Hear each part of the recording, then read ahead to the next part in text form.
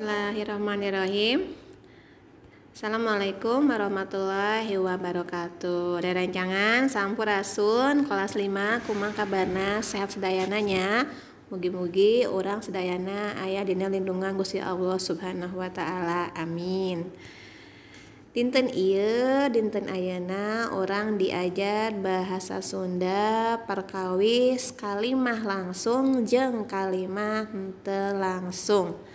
Dalam bahasa Indonesianya kalimat langsung dan kalimat tidak langsung. Regepkeunnya ku hideuk naon anu dimaksud jeung kalimah langsung teh.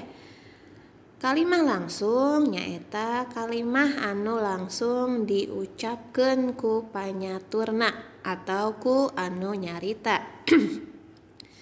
Kalimat langsung adalah kalimat yang langsung diucapkan oleh penuturnya atau yang berceritanya. Kalimat langsung gaduh ciri-ciri. Hiji, diakhiri ku tanda pananya atau tanda pun. Anu kadua, ciri-cirina omongan si panyatur teh biasana sok ditempatkeun dina tanda baca anu disebutna kekenteng. Kalau dalam bahasa Indonesia tanda kutip. Ciri-ciri dari kalimat langsung: 1. Diakhiri oleh tanda tanya atau tanda seru. Yang kedua, omongan si pencerita itu biasanya ditempatkan di dalam tanda kutip. Contoh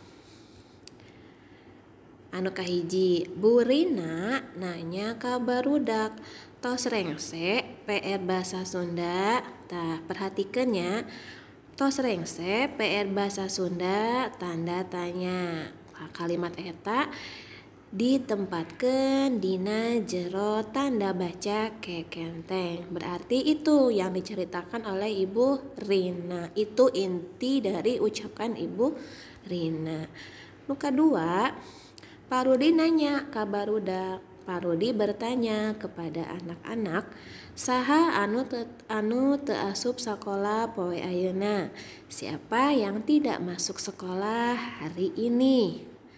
Perhatikan, saha anu teu asup sakola poe ayeuna ditempatkeun dina jero kekenteng terus diakhirana ku tanda pananya. Berarti eta inti dina carita si panyatur.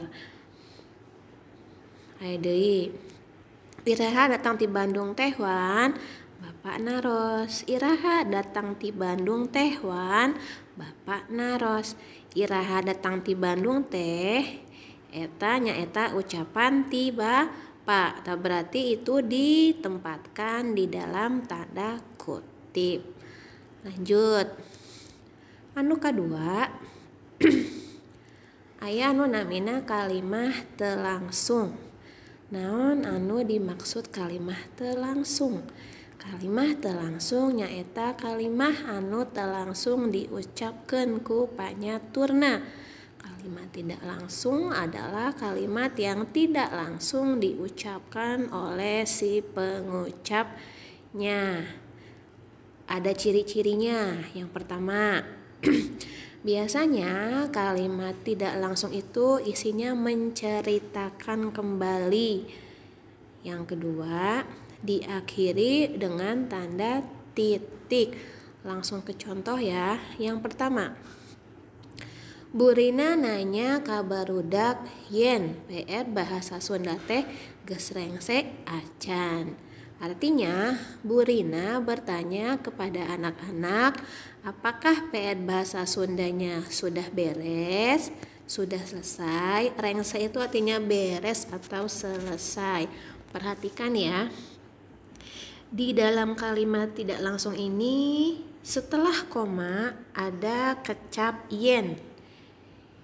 Boleh kamu pakai, boleh tidak. Perhatikan kembali. Kalimat ini diakhiri oleh tanda titik. Contoh yang kedua, Parudi nanya ka barudak, yen nu teu asup sakola teh saha wae. Parudi bertanya kepada anak-anak bahwa siapa saja yang tidak masuk sekolah. Sama ya, ada kata yen dan diakhiri tanda titik. Terus, kumaha sih cara ngarobah kalimat langsung jadi kalimat teu langsung atau asa balikna? Teacher pasihan contoh hiji. Parudi nanya ka barudak, yen nu teu asup sakola teh saha wae. Nah, itu adalah kalimat tidak langsung. Kalimat itu kita rubah menjadi kalimat langsung seperti ini. Parudi nanya ka barudak, saha wae anu teu asup sakola poe ayeuna teh. Perhatikan ada tanda kutip yang mengapit kata atau kalimat inti dari yang diucapkan oleh Parudi. Nu kadua, Rita nitah dagoan ka babaturana. Itu kalimat tidak langsung ya, karena isinya menceritakan bahwa Rita sedang menyuruh temannya untuk menunggu. Kalimat di atas bisa dirubah menjadi kalimat langsung. Dagoan atuh hei, cek Rita. Dagoan atuh hei, cek Rita. Tungguin dong, kata Rita. Itu kalimat langsungnya. Nah, insya Allahnya sadayana ngantos teacher masihan main pancen 2. Mangga kerjakan di buku latihan. Cekap sakitu materi ti teacher. Wabillahi taufiq wal hidayah. Wassalamualaikum warahmatullahi wabarakatuh.